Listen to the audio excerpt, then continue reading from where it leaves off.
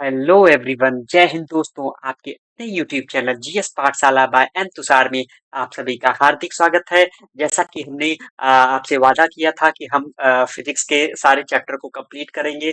आज ये हमारा सेकंड चैप्टर है क्लास 10th का फिजिक्स का, और हम इसी के बारे में आज डिस्कस करेंगे। आप सभी का बहुत बहुत धन्यवाद। आप सभी ने बहुत प्यार दिया, ऐसे ही अपना प्यार बनाए रखें और हमारे चैनल को लाइक और सब्सक्राइब करते रहें ताकि हमारा भी मोटिवेशन बना रहे।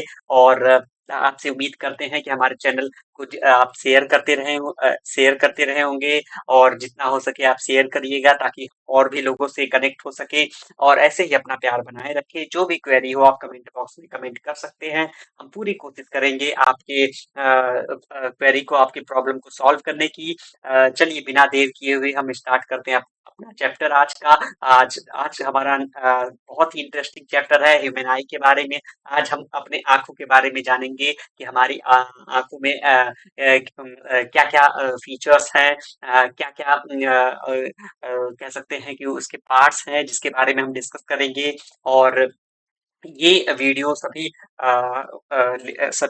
लेवल के एग्जाम्स के लिए सफिशिएंट है। और चाहे वो हमारे क्लास 10th के जो स्टूडेंट्स हों उनके लिए सबसे ज़्यादा बेनिफिशियल है। उसके बाद अदर जो एग्जामिनेशन की तैयारी कर रहे हैं उनके लिए भी बहुत ही इम्पोर्टेंट है, बहुत ही महत्वपूर्ण है। आई होप कि आप लोग स्वस्थ होंगे, मस्त होंगे और लाइफ को एंजॉय कर रहे होंगे। ऐसे ही आप स्वस्थ रहें और मस्त रहें, और हमारे चैनल को लाइक और सब्सक्राइब करते रहें ताकि हम और भी इंटरेस्टिंग इंटरेस्टिंग टॉपिक को आपके सामने रखें और आपके नॉलेज में इंक्रीमेंट हो। हम पूरी कोशिश करें कि आपके जो भी प्रॉब्लम्स हो उसको सॉल्व करने की। चलिए बिना देर किए हुए हम चैप्टर को स्टार्ट करते हैं। आज हम पढ़ेंगे the human I and the colourful world.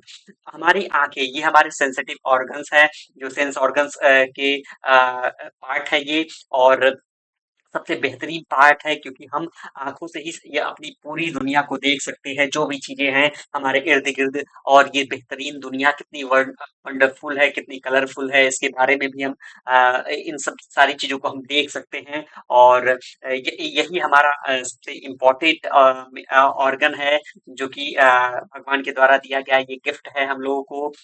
हमें अपने हमारे पास जो भी बॉडी ऑर्गन्स जो भी भगवान ने हमको सारे ऑर्गन्स दिए हैं वो सारे महत्वपूर्ण हैं।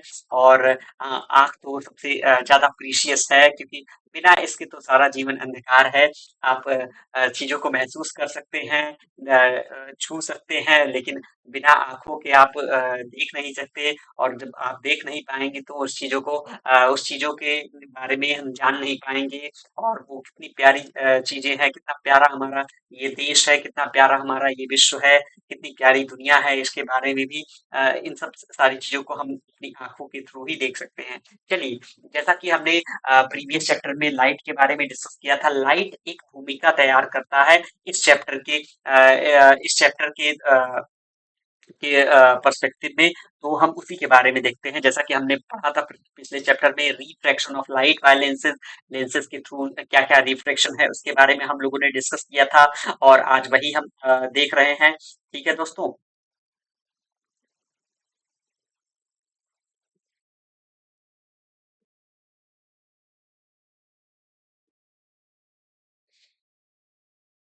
एक सेकेंड।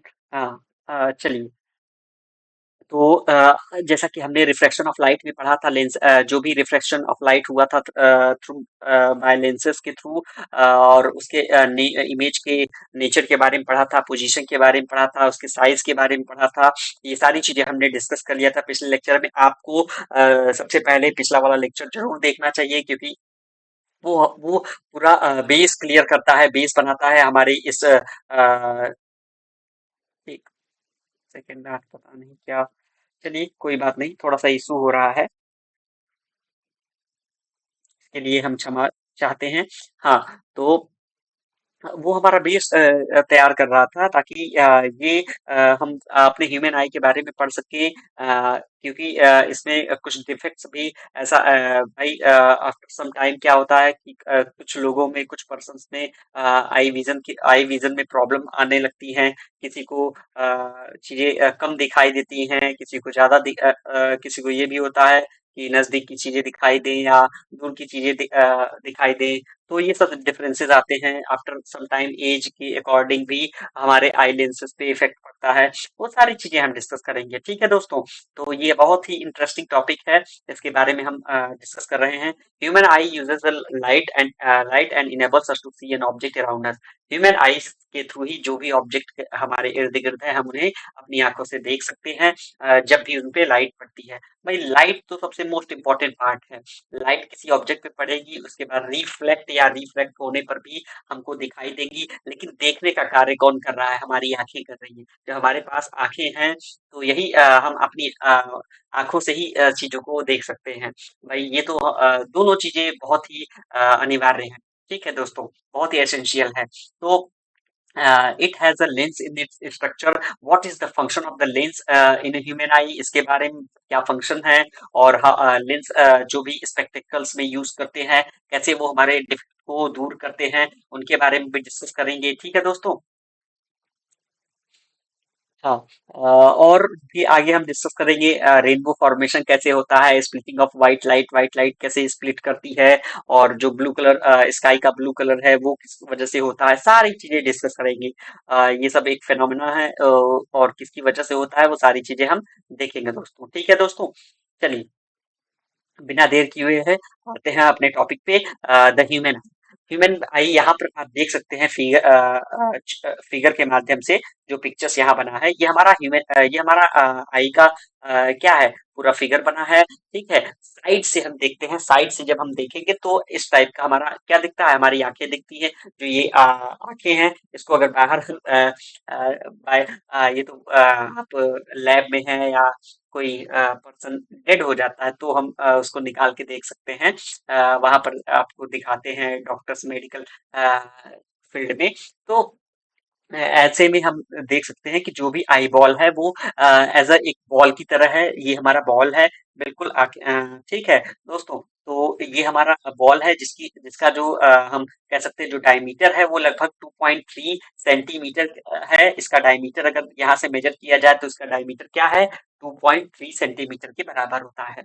और ये आई बॉल है। तो हम सबसे पहले तो हमारा ये आंखों के फीचर स्ट्रक्चर के बारे में पढ़ लेते हैं। जो सबसे पहला वाला पार्ट पड़ता है आंखों का, फ्रंट वाला, उसको बोलते हैं कॉर्निया। उसको क्या बोलेंगे दोस्तों, कॉर्निया बोला जाता है, ठीक है। कॉर्निया क्या है कि, या तो ये कह सकते हैं जो बल्जिंग आउटवर्ड्स है, जो बल्जिंग आप यहाँ देख सकते हैं कि ये सर्कुलर तो है, लेकिन यहाँ पे जो ये वाला पोजीशन है, ये क्या है, बिल्कुल बल्जिंग आउटवर्ड्स, मतलब ये बाहर की तरफ क्या है, बाहर की तरफ उभरा हुआ है थोड़ा सा।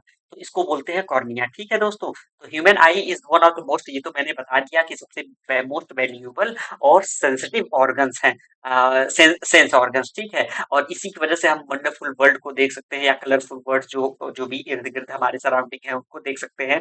ऑन क्लोजिंग द आई, जैसे ही हम अपनी आंखों को बंद करते हैं तो हम चीजों को स्मेल कर सकते हैं, टेस्ट कर सकते हैं, साउंड सुन सकते हैं।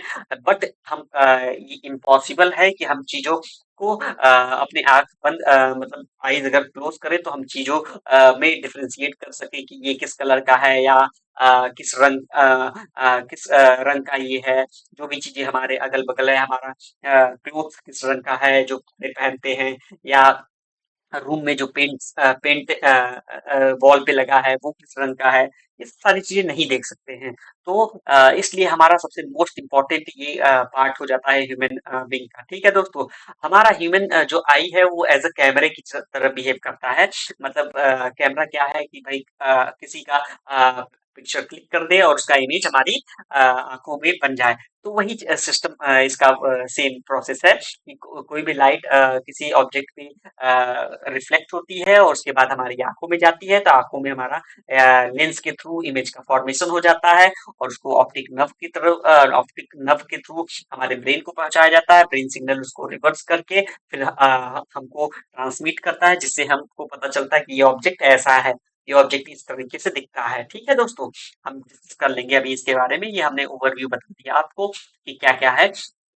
तो ये आप समझ लीजिए कि ह्यूमन आई कैसे बिहेव करता है एज अ कैमरे की तरह, और it's lens system form an image of a light sensitive screen, जिसको रेटिना बोलते हैं। जो हमारा इमेज का फॉर्मेशन होता है वो यहाँ पे होता है। एक मिनट में कलर चेंज कर ले रहा हूँ, तो आपको दिखा दे रहा हूँ। ये जो इमेज का फॉर्मेशन होता है, ये इस वाले रीजन में होता है, ये वाला रीजन। ठीक है, आप सॉरी, ये रीजन, ये पूरा रीजन कैसा है, ये रीजन आप देख सकते हैं, ये हमारा रीजन जो है ये रेटिना कहलाता है। ठीक है दोस्तों, यहाँ पर लिखा भी गया है, आप देख सकते हैं इसको कि क्या है, ये रेटिना है बिल्कुल। तो रेटिना मत जहाँ पे इमेज का फॉर्मेशन होता है। तो सबसे पहले जो लाइट रेज हमारी एंट्री करती है, एंटर करती है, वो कहाँ से करती है, वो कॉर्निया से करती है। कॉर्निया में, कॉर्निया से, और कॉर्निया का बहुत बड़ा रोल रहता है, क्योंकि लगभग 80% के आसपास जो लाइट होती है वो रिफ्लेक्ट होती है यही। 80% के 80% अमाउंट ऑफ लाइट जो भी है उसको एंटर करने देता है, बाकी लाइट को वो रिफ्लेक्ट कर देता है या रिफ्लेक्ट कर देगा। ठीक है दोस्तों, तो आफ्टर दैट, इसके बाद कॉर्निया के बाद जो हमारी लाइट रे जाती है वो प्यूपिल के पास जाती है। जो यहाँ पर सेंटर है, एक फोल्ड आप देख सकते हैं कि एक गोला सा हमारी आंखों में बना रहता है। ठीक है, तो वो हमारा कहलाता है प्यूपिल।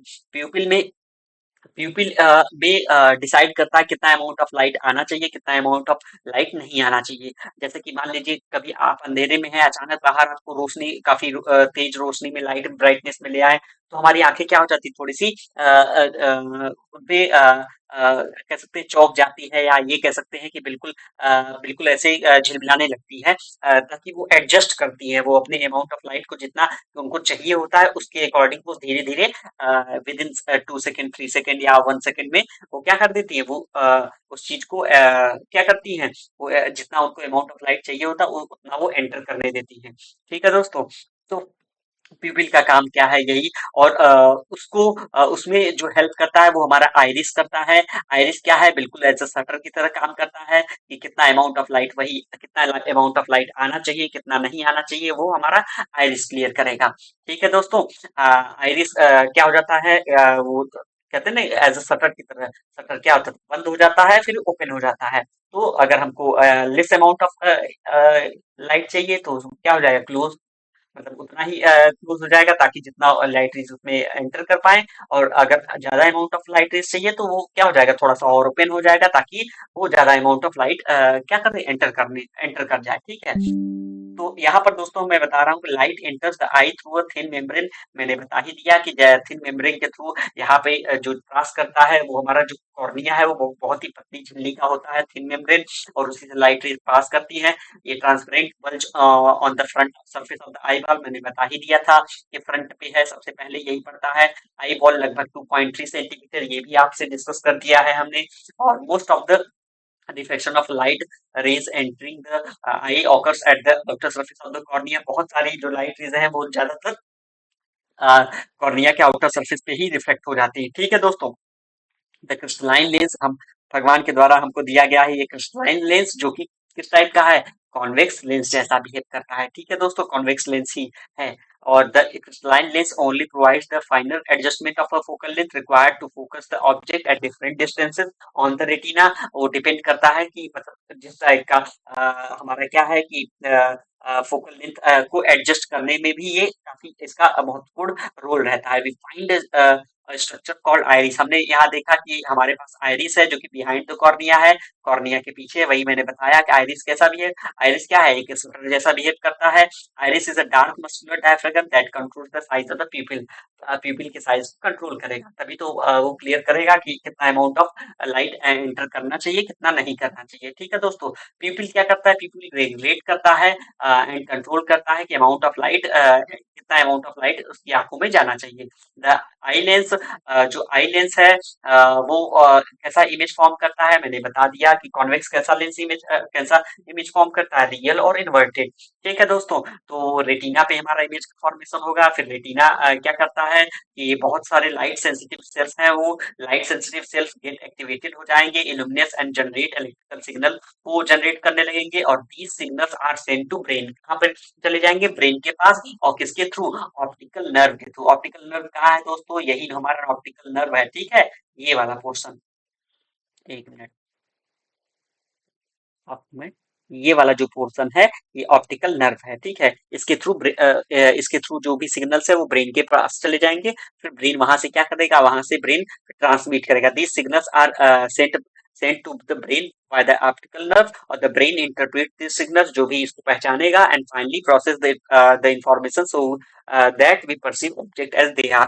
और जैसा फिर हमारे माइंड में आएगा, माइंड फिर उसको क्या करेगा, वो तब पहचान लेगा कि हाँ, इस टाइप का हमारा क्या है, ऑब्जेक्ट है। ठीक है दोस्तों, आई होप कि मेरी बातें आपको समझ में आई होंगी। ये सारी चीजें किसके बारे में थी, आंखों के बारे में हमारे। और यहाँ पर हमने बता ही दिया, तो आप ये एक बार और रिवाइज कर सकते हैं कि सबसे पहले हमारा फ्रंट जो बल्जिंग आउटवर्ड है उसको कॉर्निया बोलते हैं। इस पार्ट को कॉर्निया बोलेंगे। फिर लाइट एंट्री करेगी कहाँ पे, के प्यूपिल के पास, लेकिन प्यूपिल से पहले वो आपका आइरिस प्रोटेक्ट करता है, एज अ शटर की तरह बिहेव करेगा, कितना अमाउंट ऑफ लाइट जाना चाहिए, कितना नहीं जाना चाहिए।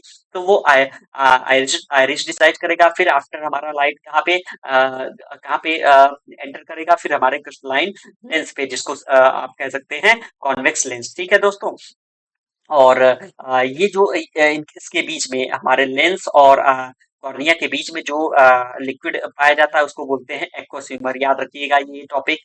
ठीक है, एक्वस ह्यूमर क्या होता है। और ये जो लाइट यहाँ पर जो लिक्विड पाया जाता है, मतलब हमारे ये वाले पोजीशन पे, ठीक है, इसको बोलते हैं क्या, इसको बोलते हैं, देख सकते हैं यहाँ पर, विट्रस ह्यूमर बोलते हैं। ठीक है दोस्तों, इसको विट्रस ह्यूमर बोलते हैं, याद रखिएगा इसको। और ये वाला जो पोर्शन है, ये वाला, इस वाले पोर्शन को, लाइट की इस वाले पोर्शन को, यहाँ पर जो व्हाइट व्हाइट आप देख सकते हैं भाई आंखों में, जो हमारे साइड पर दिखाया जाता है, वो स्क्लेरा बोलते हैं उसको। वो आउटर लेयर है किसके, आंखों, हमारे हमारे आंख का सबसे फर्स्ट जो लेयर बोलते हैं उसको स्क्लेरा बोलते हैं। ठीक है दोस्तों, आई होप कि मेरी बातें आपको समझ में आई होंगी। और उसके बाद इमेज का फॉर्मेशन आपके रेटिना पे होगा, जो कि रियल एंड इन्वर्टेड होता है। फिर इसको ब्रेन की तरफ फिर ये सिग्नल में कन्वर्ट हो जाएगा। फिर ये electrical signal optic optic nerve के थ्रू हमारे ब्रेन में प्रवेश कर जाता है, वहां पर एंटर एंटर कर जाएगा। फिर अगेन वहां पर ब्रेन अपना अपने हिसाब से इंटरप्रेट करके उस इमेज को फिर अगेन वो इरेक्ट करता है, सीधा करके हमारे ब्रेन को बताता है कि ये ऑब्जेक्ट ऐसा है। कोई भी ऑब्जेक्ट हम इसी इसी प्रकार, इसी होल प्रोसेस के थ्रू ही कोई ऑब्जेक्ट को हम देख सकते हैं। आई होप कि मेरी बातें आपको समझ में आई होंगी। समझ में आई हो तो आप लाइक जरूर करिएगा, और हमारे चैनल को सब्सक्राइब करिएगा, ताकि और भी थोड़ा सा मोटिवेट भी हो। और जितना हो सके आप इसको शेयर करिएगा, ताकि और भी लोगों से हम कनेक्ट हो सके। ठीक है दोस्तों, कोई भी क्वेरी हुआ कमेंट बॉक्स में कमेंट कर सकते हैं। आई होप कि मेरी बातें आपको समझ में आई होंगी। आज के लिए इतना ही रखते हैं, बाकी हम नेक्स्ट लेक्चर में पावर ऑफ एकोमोडेशन के बारे में पढ़ेंगे, और बहुत सारी इंटरेस्टिंग टॉपिक के बारे में डिस्कस करेंगे। और आज लेट हो गया है, इसके लिए हम क्षमा चाहते हैं। और आप सभी का बहुत बहुत धन्यवाद। ऐसे ही आप प्यार बनाए रखें। जय हिंद दोस्तों।